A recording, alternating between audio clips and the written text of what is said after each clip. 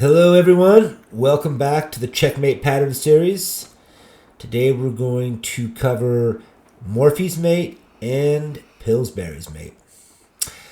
Alright, so we're going to add two new mate patterns to our list. And we're going to start out with Morphy's mate. This mate is named after the legendary American chess player Paul Morphy. This checkmate is done by the bishop and the rook. They coordinate together. The bishop will be the chaser, and the rook will be the guard. So you notice the black king is stuck here in the corner, and white will have an opponent helper, this black pawn on h7, taking away an escape square. So the rook is going to be the guard, and the bishop will be the chaser. Can you find the checkmate in one? White to move, checkmate in one. If you need to pause the video, go ahead and do that now. All right, if you found bishop f6, you are correct.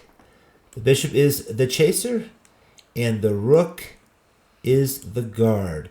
This is Morphy's mate. Let's go on to another Morphy's mate. Okay, this time it's black to move. Checkmate in one.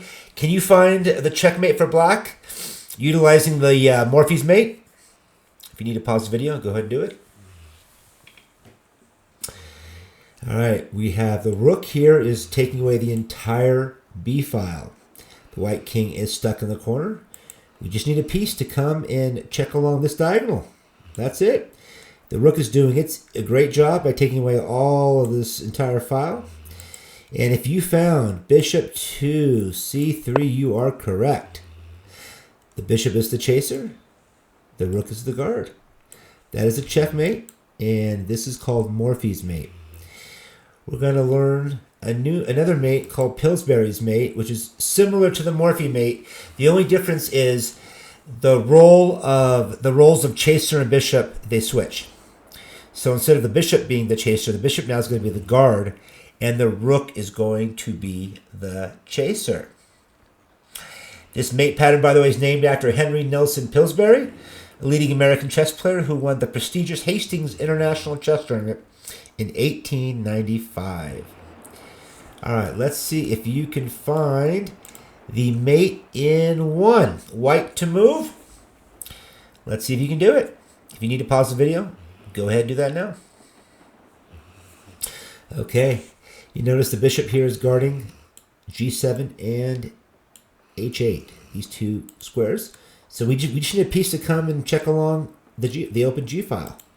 If you found rook g1, you are correct. The rook is the chaser. The bishop is the guard. It guards g7 and h8. And that is a checkmate via a Pillsbury mate. Let's try another Pillsbury mate. This time it is black to move. Black has a mate in one through a Pillsbury mate.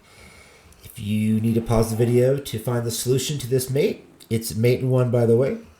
Black to move. Go ahead and pause the video if you need to do so.